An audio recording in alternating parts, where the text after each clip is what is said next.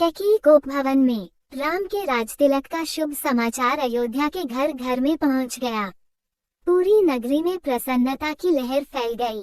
घर घर में मंगल मनाया जाने लगा। स्त्रियां मधुर स्वर में रात भर मंगलगान करती रहीं।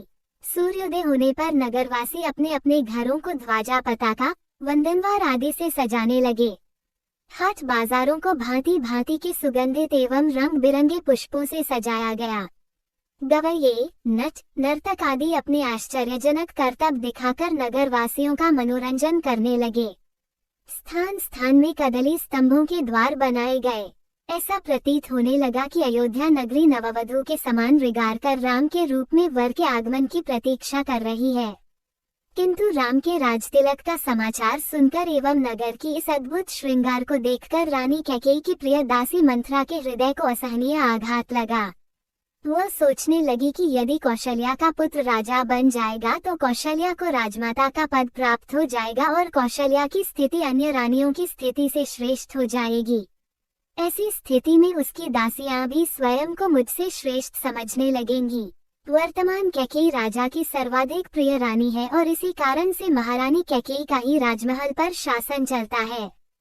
कैकेयी की दासी होने का श्रेय प्राप्त होने के कारण राजप्रासाद की अन्य दासियां मेरा सम्मान करती हैं। यदि कौशल्या राजमाता बन जाएगी तो मेरा ये स्थान मुझसे छिन जाएगा। मैं ये सब कुछ सहन नहीं कर सकती, अतः इस विषय में अवश्य ही मुझे कुछ करना चाहिए।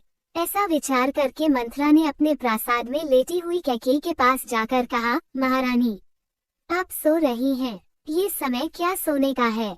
क्या आपको पता है कि कल राम का युवराज के रूप में अभिषेक होने वाला है? मंथरा के मुख से राम के राजतिलक का समाचार सुनकर कैकेयी को अत्यंत प्रसन्नता हुई। समाचार सुनाने की खुशी में कैकेयी ने मंथरा को पुरस्कार स्वरूप एक बहुमूल्य आभूषण दिया और कहा, मंथरे, तू अत्यंत प्रिय समाचार लेकर आई है। तू तो जानती ही है कि राम मुझे बहुत प्रिय है। इस समाचार को सुनाने के लिए तू यदि और भी जो कुछ तू मांगेगी तो मैं वह भी तुझे दूंगी। कैकेयी के वचनों को सुनकर मंथरा अत्यंत क्रोधित हो गई। उसका का तन बदन जल भून गया। पुरस्कार में दिए गए आभूषण को फेंकते हुए वो बोली, महारानी, आप बहुत नासमझ हैं। स्मरण रखिए कि सौत का बेटा शत्रु के जैसा होता है। राम का अभिषेक होने पर कौशल्या को राजमाता का पद मिल जाएगा और आपकी पदवी उसकी दासी के जैसी हो जाएगी। आपका पुत्र भरत भी राम का दास हो जाएगा। भरत के दास हो जाने पर आपकी बहू को भी एक दासी की ही पदवी मिलेगी।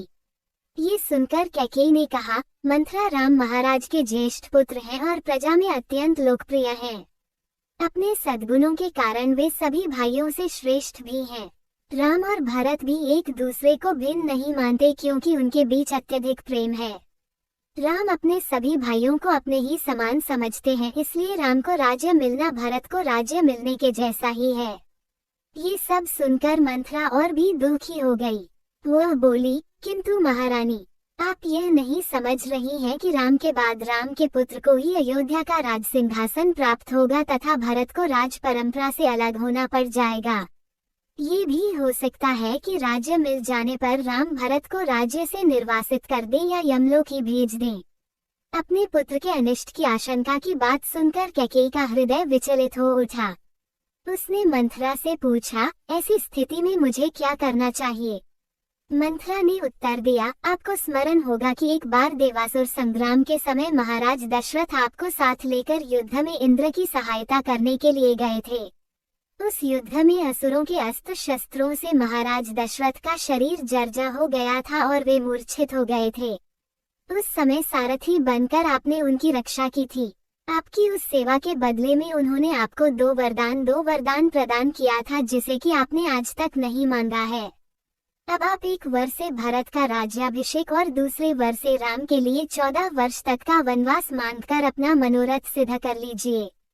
शीघ्र आप मलिन वस्त्र धारण कर कोप भवन में चले जाइए। महाराज आपको बहुत अधिक चाहते हैं, इसलिए वे अवश्य ही आपको मनाने का प्रयत्न करेंगे और आपके द्वारा मांगने पर उन दोनों वरों को देने के लिए तैयार हो जाएंगे। किंतु स्मरण रखें कि वर मांगने के पूर्व उनसे वचन अवश्य ले लें जिससे कि वे उन वरदानों को देने के लिए बाध्य हो जाएं। मंथरा के कथन के अनुसार कैकेयी को उपभवन में जाकर लेट गई।